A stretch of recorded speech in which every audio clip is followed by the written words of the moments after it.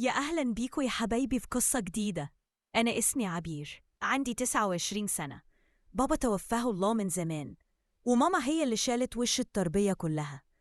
أنا وماما مش بس أم وبنت، إحنا كمان صحاب جدا. كل خطوة في حياتي كانت بتعرفها، حتى لو غلط كنت بقول لها علشان تبقى دايما عارفة.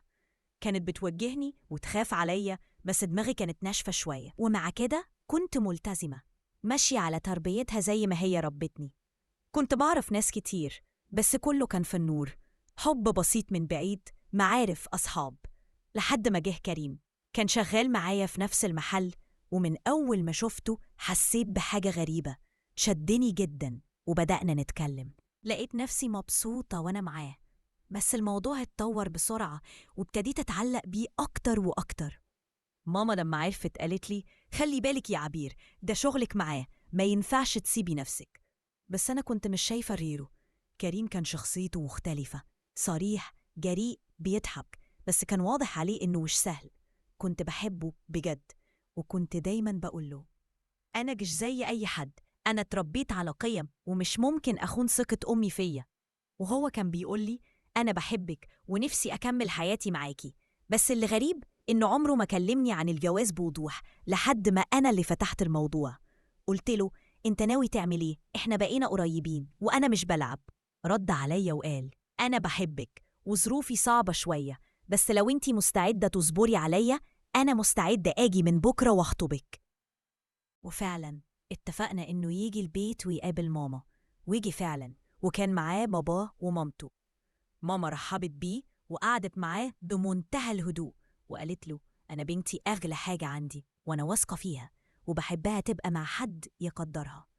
هما اعترفوا إن ظروفهم مش قوية، لكن ماما قالت: إحنا مش طالبين منه دهب ولا قصور، إحنا طالبين راجل ابن حلال. وقرينا الفاتحة وبدأنا نجهز للجواز خطوة بخطوة. بس من وقتها بدأت حاجات غريبة تظهر. عرفت إن شغال شغلانة تانية، وابتدى يصرف فلوس مش واضحة مصدرها، وكل نسأله يقول: بشتغل ليل ونهار علشان أجهز لك بيت. بس الحقيقة كنت حاسة إن في حاجات مش مفهومة، وكان ساعات بيتعصب وساعات يتهرب من أي حاجة تخص الجواز. فضلت مستحملاه وقلت لنفسي: أكيد كل ده علشان ضغط الشغل والتجهيزات. بس في يوم ماما لقت نفسها قدام موقف كبير. لما قالت لعمامي وخالي على تفاصيل الجواز، اعترضوا على الوضع. قالوا لها: أنتي بتبيعي بنتك بالرخيص؟ فين الشقة؟ فين العفش؟ فين المجهود اللي لازم العريس يعمله علشان يثبت إنه راجل؟ بس ماما كانت شايفة إن الحب أهم من كل حاجة، وكانت دايما تقولي: لو انتي شايفة إنه يستهلاك أنا وراكي. ورغم كل الاعتراضات، أنا كنت مصممة وقلت: أنا مش عايزة دهب ولا عفش، أنا عايزة كريم. لكن قبل الفرح بكام أسبوع حصلت مفاجأة. كريم قال لي إننا مش هنعيش في شقتنا، وإننا هنعيش مع أهله في نفس البيت. قال لي في شقة فوق شقتهم معمول لها سقف خشب مؤقت، وإنهم هيخلونا نعيش في الأرضي وهم فوق ونبقى في بيت عيلة. أنا وافقت.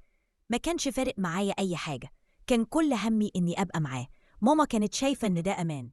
بس لما الموضوع اتعرض على باقي العيلة، الكل اعترض. قالوا: ده مش وضع جواز، إزاي تعيشي مع أهله؟ فين الاستقلالية؟ فين حياتك الخاصة؟ وقرروا إنهم مش هيحضروا كتب الكتاب ولا يباركوا الجوازة.